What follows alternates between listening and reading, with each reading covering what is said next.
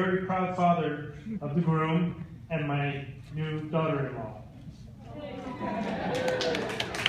Real short history, as you probably noticed on the slideshow, it showed Donnie's mom and as well as Dad. 32 years ago, in 1982, I met an intriguing woman in a San Francisco criminal courtroom setting.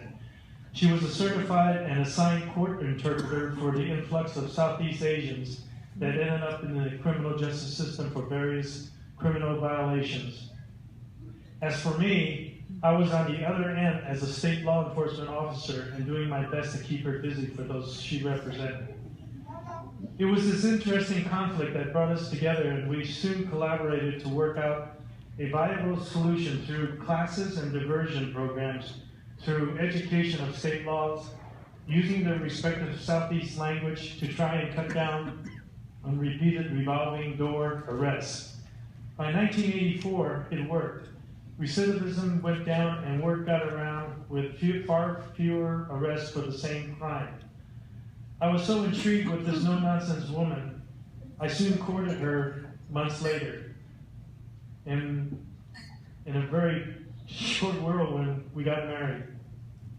I married her with her son, Dag, who's in the back, who was one of the groomsmen when he was 8 years old. He is known as Charles Carone, but otherwise known as Dag. Dag is, as I mentioned, he's one of the groomsmen with the wedding party. My wife's name is, her full name was Big Twee Tom. That's a mouthful, let alone spelling. And the pronunciation, I can't even do that. Her pronunciation of her name at the time would lend to some embarrassment, so she went by Twee rather than the full name.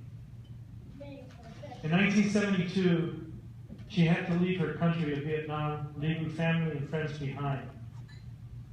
Of course, as most of you know, a few years later, South Vietnam fell into the political realm of the communist regime.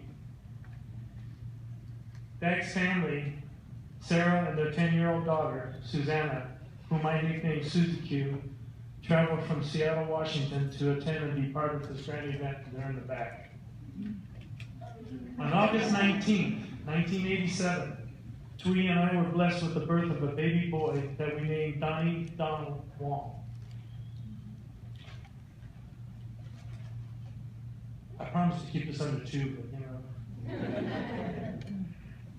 Donnie's personal accomplishment since birth is a reflection of his personal perseverance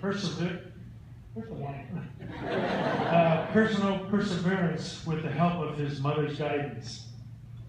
Besides working in a full-time government public service position, she devoted her free time in raising her children the best way she knew how. This was her legacy to her children. Unfortunately, this is the hard part.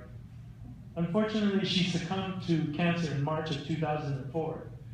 Before she could see the fruits of her efforts, Doni graduated from high school in 2005, as well as the same time as the birth of Susie Q in the same year. Doni being the trooper, and when I wrote this, Doni being the trooper that he is, he forged on us into college at UC Davis, and to my surprise, he applied for the Army Reserve Officers Training Corps, otherwise known as the College ROTC program. I told him, I said, you won't last 6 months. Well, what do I know? Not only the first 6 months, but he completed the full 4-year course in addition to his major in sociology. Doni met Gillian in 2006, and since then developed an 8-year relationship which has materialized in today's festive event. Doni received his undergraduate bachelor degree in 2009 and earned his commission as an Army Second Lieutenant Officer for his efforts in completing the ROTC program.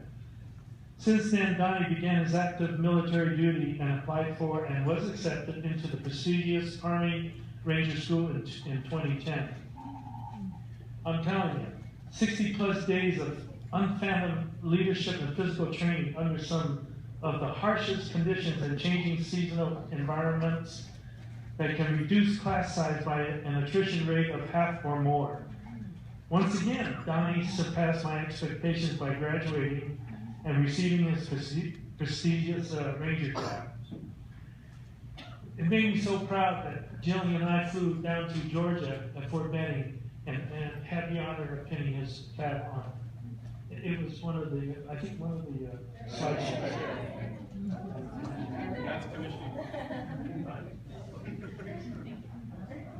Doni has been deployed twice in harm's way to the Middle East and has been promoted twice to his current rank of Army Captain.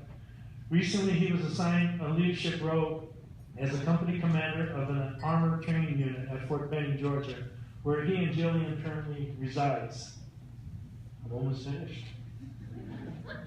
As you can see among the room, Doni and Gillian have friends, families, and military comrades who have traveled from afar and are here to honor Doni and Gillian. My mother, who shares the same birthday with Doni, will be 88 next month, and she's in the back there.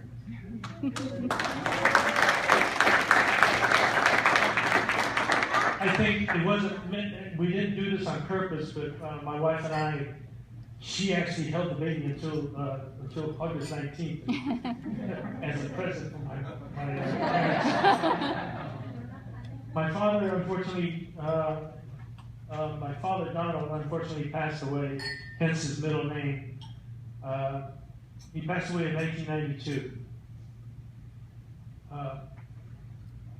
As I mentioned, my mom is here from San Francisco, along with my sister and her husband Dan from Houston, Texas. They're also back there with my mom. My niece Heather and her husband Kevin unfortunately could not make the event. They recently moved to Portland, Oregon from the Bay Area. I am honored to have known Gillian and to receive her as a daughter-in-law, and to have her parents, Dan and Lynn Edwards, and their family as part of the growing family circle. In honor of Doni, Gillian, and families of both sides, present and in spirit, I offer a toast to the bride and groom of our family and friends, of a traditional cheer of honor and goodwill.